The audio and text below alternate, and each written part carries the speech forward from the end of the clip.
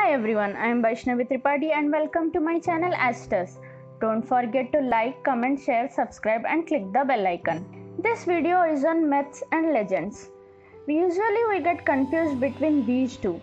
First let me tell you about what are myths. In Hindi it is known as Kalpit Katha. Myths are stories that are based on tradition. Some may have factual origins while others are completely fictional. But myths are more than mere stories and they serve a profound purpose in ancient and modern cultures. Myths are sacred tales that explain the world and man's experience. Now, what is a legend? In Hindi, it is known as Dant Katha. A legend is a genre of folklore that consists of a narrative featuring human actions perceived or believed both by teller and listeners to have taken place within human history. Narratives in this genre may demonstrate human values and possess certain qualities that give the tale verisimilitude. A legend contains more facts and becomes exaggerated to the point that real people or events take on a larger than life quality. In contrast, a myth isn't based on fact but is symbolic storytelling that was never based on fact. Myths have fed the imaginations and souls of humans for thousands of years. The vast majority of these tales are just stories people have handed down through the ages. But a few have roots in real geological events of the past, providing warning of potential dangers and speaking to the awe we hold for the might of the planet. There's no way of telling which came first, the disaster or the story. But tales can provide clues to the first and past and even help fill in gaps in scientific knowledge about long ago geological phenomena. Let me tell you about some of the stories. You might have heard the oracle at Delphi. You may have heard about this or read in the book or saw in the movies of Rick Riordan book of Percy Jackson series or in the movie of Percy Jackson. In ancient Greece, in the town of Delphi, on the slopes of Mount Parnassus, there was a temple devoted to the god Apollo. Within a sacred chamber, a priestess called the Pythia would breathe in sweet-smelling vapors emanating from a crack in the rock. These vapors would send her into a state of frenzy during which she would channel Apollo and speak gibberish. A priest would then turn that gibberish into prophecies. Now let's know about what science have to say about this. The temple was a real place and scientists have discovered two geologic faults running beneath the site, now in ruins. Gas was likely emanating from those fissures when the oracle was in action, but researchers have been arguing over the contents of the euphoria causing gaseous mix. Theories include ethylene, benzene or a mix of carbon dioxide and methane.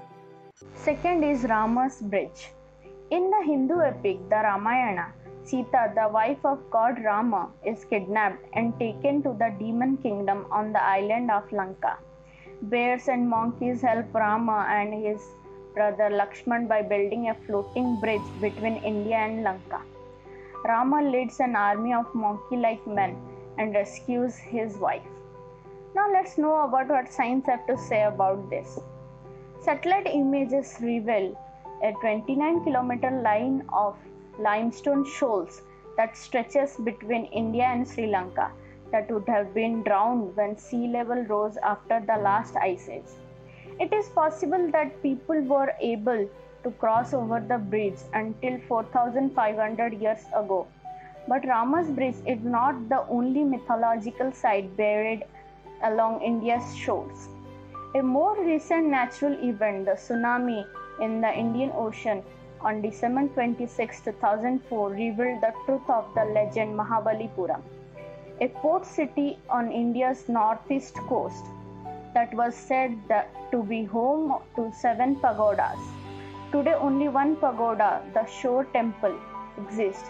But the Great Tsunami removed centuries of sediment from the ocean floor just off the shore, revealing several submerged temples. Third is the earth shaker Namazu. Buried beneath Japan is a giant catfish named Namazu. The god Kashima keeps Namazu still with the help of a giant stone placed on the fish's head. But when Kashima slips, Namazu can move its fillers and its tail, causing the ground above to move. Now let's know about what science have to say about this. Japan, which sits at the junction of several tectonic plates, is home to volcanoes and is crisscrossed by seismic faults, making it the #1 country for earthquakes. No giant catfish necessary. Catfish also figure into Japanese myth in another way. The fish are supposedly able to predict earthquakes. Decades of research has failed to find any link between catfish behavior and earthquakes. However, and the country now relies on a sophisticated early warning system that detects seismic waves and sends messages to people so they can take actions such as slowing trains before the worst of the shaking arrives.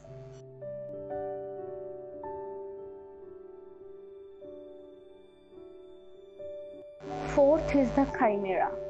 In the Iliad, Homer describes a creature of immortal make, not human, lion-fronted and snake behind, a goat in the middle, and snorting out the breath of the terrible flame of bright fire. This is the Chimera, daughter of the half-woman, half-snake, Echidna, and slain by the hero Bellerophonte. But her flaming tongue remained burning in her lair. Let's know about what science have to say about this.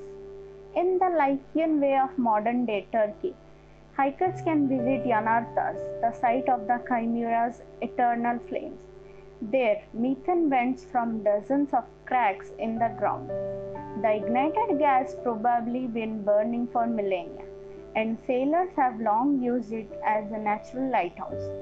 The myth probably predates the Greeks and Romans, beginning with the Hittites. Says Mayer, the Hittite Chimera had 3 heads, a main human head, a lion head facing forward, and the head of a snake on the end of its tail. The 5th one is the Vanished Island. People on the Solomon Islands of the South Pacific tell stories about Tiamano, the island that disappeared. Rapuanet had taken a woman from the island to be his wife, but her brother took her back, so Rapuanet turned to sorcery in revenge. He was given 3 taro plants, 2 to plant in Tiamano and 1 to keep. When new leaves sprouted on these plants, it was a sign that the island was about to sink.